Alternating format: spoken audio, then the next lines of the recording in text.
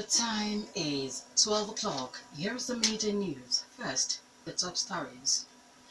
Police vow to track down killers of family of six at Udugulu State. Acting President Osinbajo says he will sign the 2017 budget bill.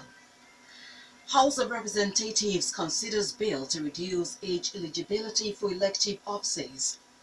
Mother and her three children burnt to death in Lagos fire disaster. In foreign, Malawi takes Tanzania to World Court over disputed lake. An opposition calls for clarification on Angola president's health conditions. Good afternoon, I am Aghemerio Oaikhenan, bringing you the news in detail shortly.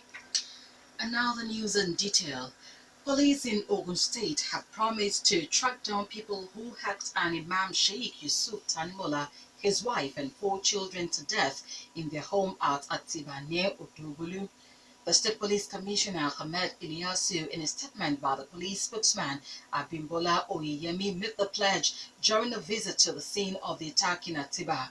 The police chief, who was accompanied on the visit by top officers in the command, assures that the mystery surrounding the brutal murder will be solved by the police.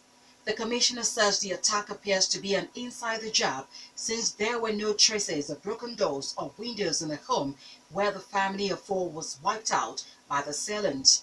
The names of the four children killed in the attack were listed as Latifat, aged 10, twins Hamad and Muhammad, both 8 years old, and Ramat, who was 2 years old.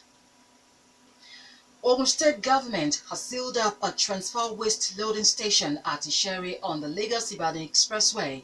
The state governor's senior special assistant to the environment, Mrs. Dewumi Ononuga, led the special task force that closed down the facility.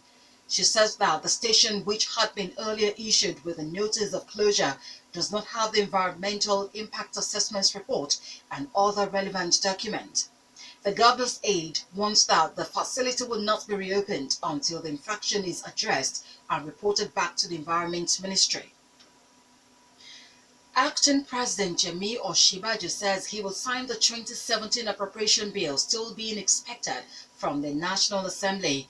Osinbajo makes the clarification to end the speculation on whether himself or President Buhari will sign the bill. Making the clarification on Wednesday night, the acting president, through his media aide, Laolu Akonde, in a Twitter message, says the question of who will sign the bill does not arise. Osinbajo explains that when the bill is finally transmitted by the National Assembly to the presidency, he will sign it if he is satisfied with the content. The controversy over who signs the bill was triggered by the Information and Culture Minister, Lai Mohammed, who told the State House correspondent on Wednesday afternoon that the decision on who signs the bill, whether Buhari or Osinbajo, will be taken when the bill arrives. The minister, shortly after the story circulated, says he was quoted out of context by the reporters. Over 1 million candidates have written the ongoing 2017 Unified Tertiary Matriculation Examination (UTMA) nationwide, which started last Saturday. Spokesman of the Joint Admission Matriculation Board (JAM), Dr. Fabian Benjamin, put the total number of candidates who had written the UTMA at 1,144,198, whose results were released within 24 hours of the completion of the test. 1,736,751 candidates registered for the examination, which is being conducted in 642 computer-based test centers. The examination will end on May 20 in all CBT centers. A medical expert has alerted that 7 out of every 10 Nigerians are hypertensive. The retired reproductive medicine consultant at the University College Hospital, Ibadan, Professor Mudupe Onodeko, who issued the alert, says 50% of average of the 7 who are hypertensive are not aware of the condition. The remaining 50% of the 7 Nigerians never seek medical help to treat the condition. She explains that mild hypertension does not show clear signals except the severe type, which manifests symptoms such as headache, sleepiness, palpitation, blurred vision, fatigue, dizziness, ringing sensation in the ear. House of Representatives is considering a bill that seeks to reduce the age of eligibility for all elective offices during polls. The proposed bill, which is part of the clauses to be amended in the ongoing review of the 1999 Constitution, will also seek to introduce independent candidacy. The Speaker, Yakubu Dogara, who made this known while addressing the plenary session of the Nigeria Youth Parliament in Abuja, assures that very soon 30-year-old youth will be allowed to run for the presidency. Dogara says the bill titled Not Too Young to Run Bill seeks to alter sections 65, 106, 131 and 177 of the 1999 Constitution to reduce the age of eligibility for all elective offices. Another PDP member in the House of Representatives, Edward Kwajok, has defected to APC, causing an uproar in the House. The defection of Kwajok, who represents Jos East South Federal Constituency of Plateau State, was witnessed by Governor Simon Lalong.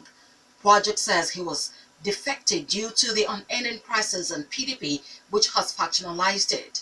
Minority leader Leo Ogo raised the dust over the defection by accusing Kwajok of insincerity after the Speaker, Yakubu Dogara, read the letter of defection at the House plenary.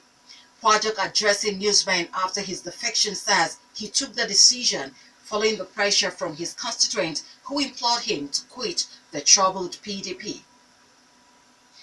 1,268 Nigerian migrants have voluntarily returned home from Libya to the country between December 2016 and last Tuesday.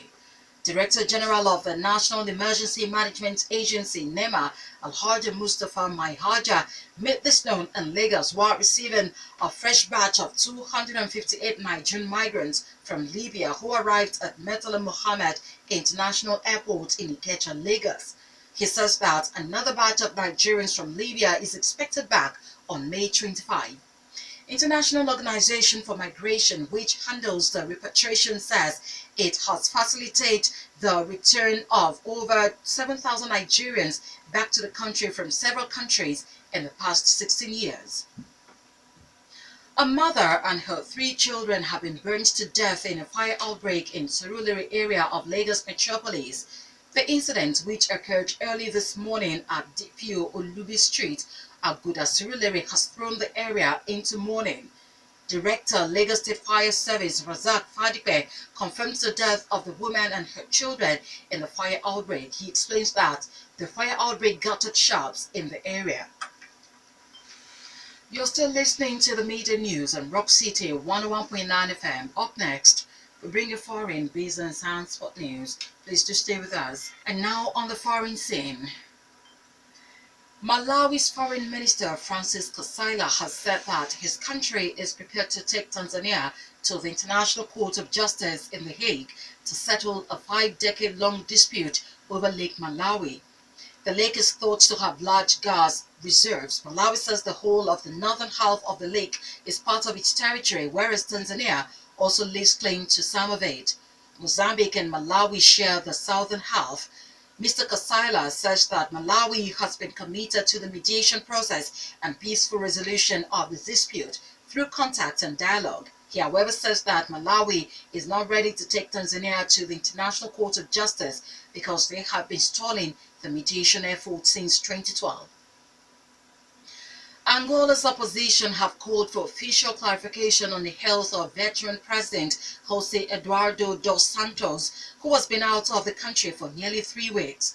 A senior figure in opposition party UNITA and son of the group's former leader, Rafael Savimbi, said they are all concerned about the lack of official information on the health of the president.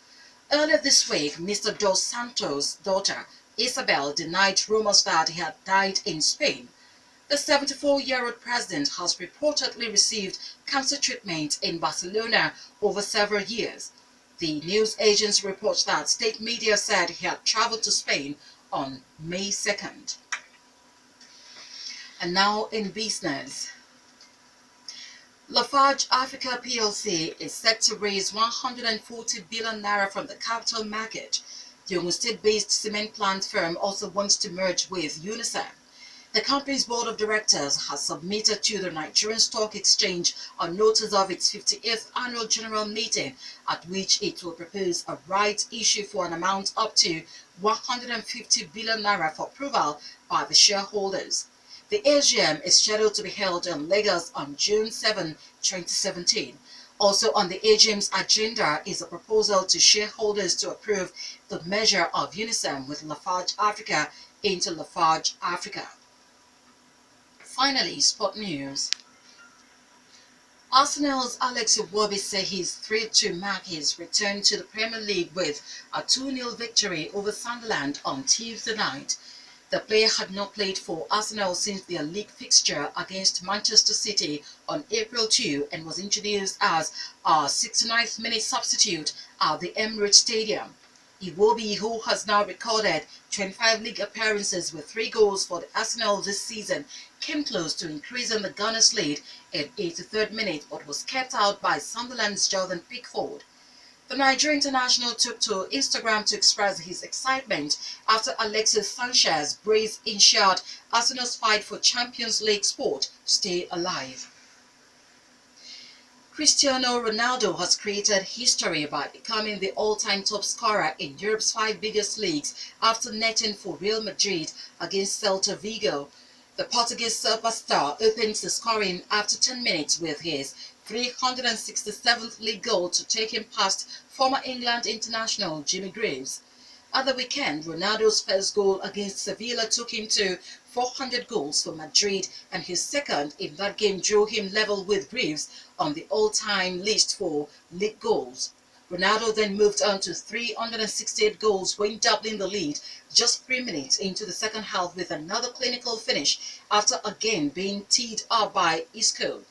His Barcelona rival Lionel Messi is lurking behind on the list of players still active, as the Argentina international has scored 346 league goals since his 204 debut. That was the major news, and just before we go, the major stories once again. Police vowed to track down killers of family of 6 at Udubulu, Ogun State. Acting President Osinbajo said he would sign the 2017 budget bill. House of Representatives considered bill to reduce age eligibility for elective offices. Mother and her 3 children burnt to death in Lagos fire disaster. In foreign, we told you that Malawi took Tanzania to World Court over disputed lake, and also reported was opposition called for clarification on Angola President's health conditions. For more stories and to listen to us live, please log on to our website www.rockcityfmradio.com/live. Thank you so much for listening. I am Aghemerio Oaikhenan. Good afternoon.